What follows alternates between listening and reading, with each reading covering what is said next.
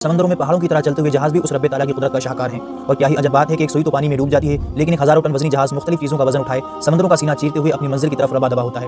इसके मुतालिक कुरान मजीद फुरकान हमीद की सूरह रहमान में कुछ यूं इरशाद होता है, और जहाज भी उसी के हैं जो समंदर में पहाड़ों की तरह ऊंचे खड़े होते हैं, तो तुम अपने परवरदिगार की कौन कौन सी नेमत को झुटलाओगे। मौजूद दोस्तों, ये वो आयत है जिन्हें पढ़कर हम सिर्फ अपने मुंह पर हाथ फेर लेते हैं, लेकिन ये हम जानने की कोशिश नहीं करते कि आखिर इन आयत का मतलब क्या है, क्योंकि अल्लाह ताला की हर बात के पीछे कोई ना कोई गहरी हकीकत पोशीदा होती है। इसलिए कुरान पाक में अल्लाह तबारक व तआला अपनी निशानियां बयान करने के बाद बार बार ये फरमाता है, क्या ये लोग हमारी निशानियों में गौर नहीं करते, क्या इनकी अकलों पर ताले पड़े हुए हैं, क्या ये अकल नहीं रखते। इसमें अकल वालों के लिए बहुत सी निशानियां हैं। इस आयत में अल्लाह ताला की छुपी कुदरत को तलाश करने की कोशिश करते हैं कि आपको मालूम है कि हमारी ज़मीन पर 70% पानी और 30% खुश्की है।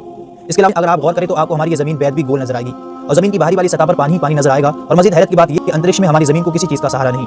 क्या आपने कभी सोचा है कि जहाज जब तैरते तैरते ज़मीन की इस हिस्से पे आ जाए तो ज़मीन के किनारों से नीचे क्यों नहीं गिरता। यहाँ पर अकल दंग रह जाती है और कुरान पाक की वो आयत याद आती है। और ये जहाज भी उसी के हैं जो समंदरों में पहाड़ों की तरह ऊंचे खड़े होते हैं। तो बस ए जिन्नो इंस अपने रब की कौन कौन सी नेमत को झुटलाओगे। खुदा की कुदरत का यह शाकार 1400 साल पहले बयान कर दिया गया था।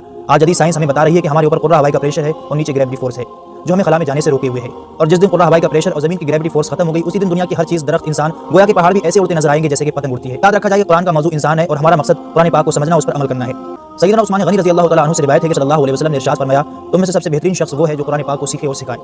हज़रत सैयदना अली रज़ी अल्लाह तआला अन्हु का कौल है कि जब तुम नमाज पढ़ते हो तो तुम खुदा से बातें करते हो, और जब तुम कुरान मजीद पढ़ते हो तो अल्लाह अज़्ज़ा व जल तुमसे बातें करता है। इसलिए नाज़रीन, अल्लाह ताला का फरमान समझने के लिए कुरान पाक को तर्जुमे के साथ पढ़िए ताकि आपको पता चले कि आपका रब आपसे क्या कह रहा है।